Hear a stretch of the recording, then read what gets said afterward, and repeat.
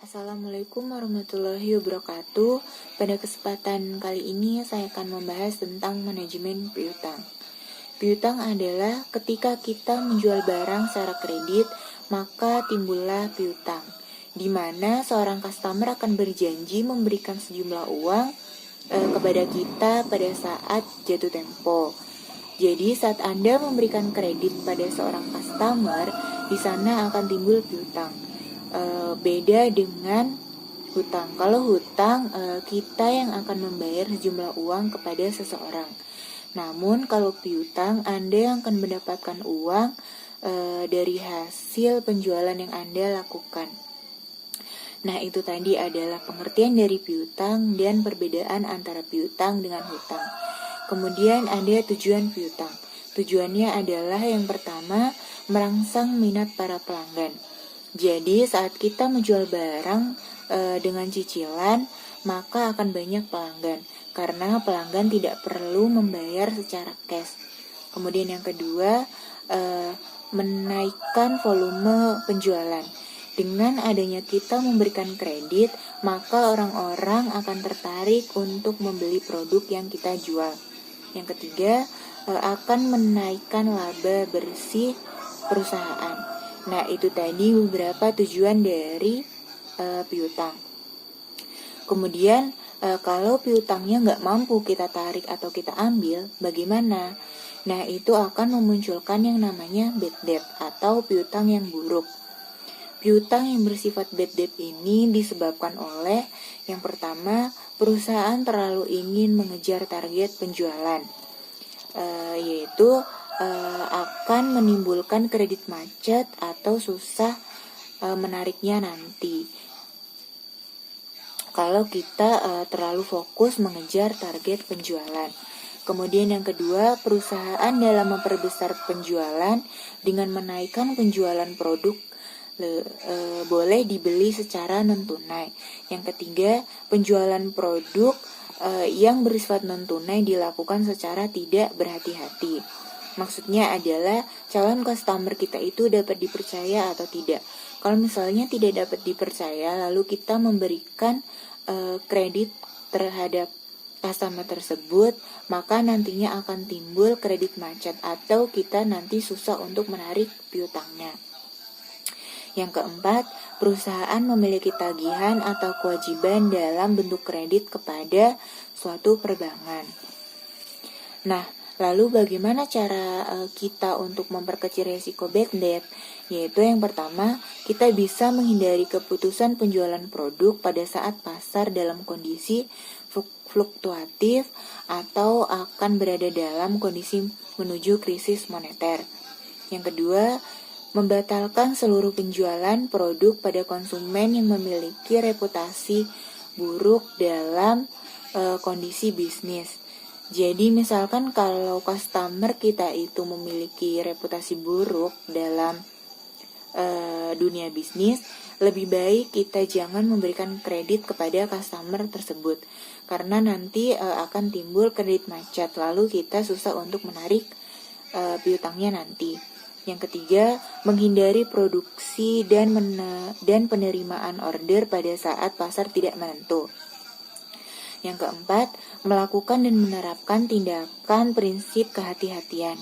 Lalu yang kelima, ada ukuran persentase yang layak diterapkan untuk besaran piutang.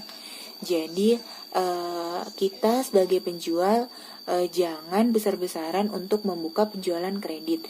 Lebih baik ada persentase tertentu agar tidak terjadi piutang macet atau kredit macet. Nah, kalau misalkan kita melakukan piutang, maka akan timbul yang namanya kredit. Kemudian ada beberapa unsur-unsur kredit, yaitu yang pertama, kepercayaan atau trust. Kepercayaan adalah unsur utama dalam melakukan kredit. Yang kedua adalah waktu atau time, adalah bagian yang paling sering dijadikan kajian oleh pihak analis finance, khususnya oleh analis kredit. Maksudnya adalah jangka waktunya itu berapa, jangan terlalu lama. Kemudian yang ketiga adalah resiko. Resiko menyangkut persoalan degree of risk, di mana pada keadaan yang terburuk pada saat kredit tersebut tidak kembali atau timbulnya kredit macet. Intinya adalah kita harus siap terhadap resiko yang akan kita hadapi ke depannya. Yang keempat adalah prestasi yang dimiliki oleh kreditur untuk diberikan kepada debitur. Biasanya bentuk objek dari kreditur tersebut tidak selalu dalam bentuk uang, tetapi juga bisa dalam bentuk barang atau jasa. Kemudian ada jenis kredit dan jangka waktunya. Jenis kredit dibedakan menjadi 3 jenis, yaitu yang pertama kredit konsumtif, yaitu kredit untuk keperluan pribadi. Contohnya adalah untuk membeli motor, mobil, membeli rumah, dan untuk renovasi rumah. Pokoknya hal-hal yang bersifat pribadi. Kemudian kredit produktif. Biasanya kredit ini digunakan untuk usaha.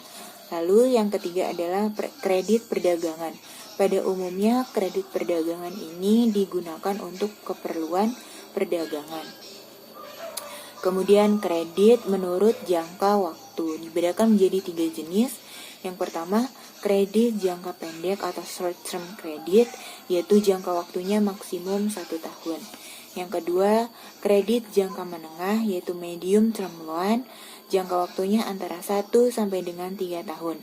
Kemudian yang ketiga, kredit jangka panjang atau long term loan, yaitu jangka waktunya lebih dari 3 tahun. Kemudian ada persyaratan umum untuk kita melakukan atau mengajukan kredit, yaitu ada KTP, kartu keluarga, NPWP, buku tabungan bank, lalu surat keterangan tempat bekerja, slip gaji, lalu mengisi formulir pengajuan kredit sesuai permintaan, dan yang terakhir adalah surat keterangan sanggup membayar cicilan kredit. Lalu ada prinsip-prinsip yang terdapat dalam kredit. Biasanya disebut dengan prinsip 5C, yaitu yang pertama karakter. Karakter ini menggambarkan keinginan atau kemauan para pembeli untuk memenuhi kewajiban-kewajibannya sesuai dengan persyaratan yang sudah dijelaskan oleh penjual. Kemudian capacity, yaitu menggambarkan kemampuan seorang langganan untuk memenuhi kewajiban-kewajiban keuangannya.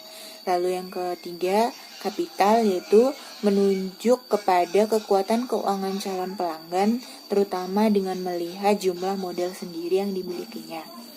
Kemudian yang keempat, collateral, yaitu menggambarkan jumlah aktiva yang dijadikan sebagai barang jaminan oleh calon pelanggan. Kemudian yang kelima, condition, yaitu menunjuk kepada keadaan ekonomi secara umum dan pengaruhnya atas kemampuan perusahaan calon pelanggan dalam memenuhi kewajiban-kewajibannya. Nah, itu tadi adalah penjelasan dari saya mengenai manajemen piutang. Kurang lebihnya mohon maaf. Wassalamualaikum warahmatullahi wabarakatuh.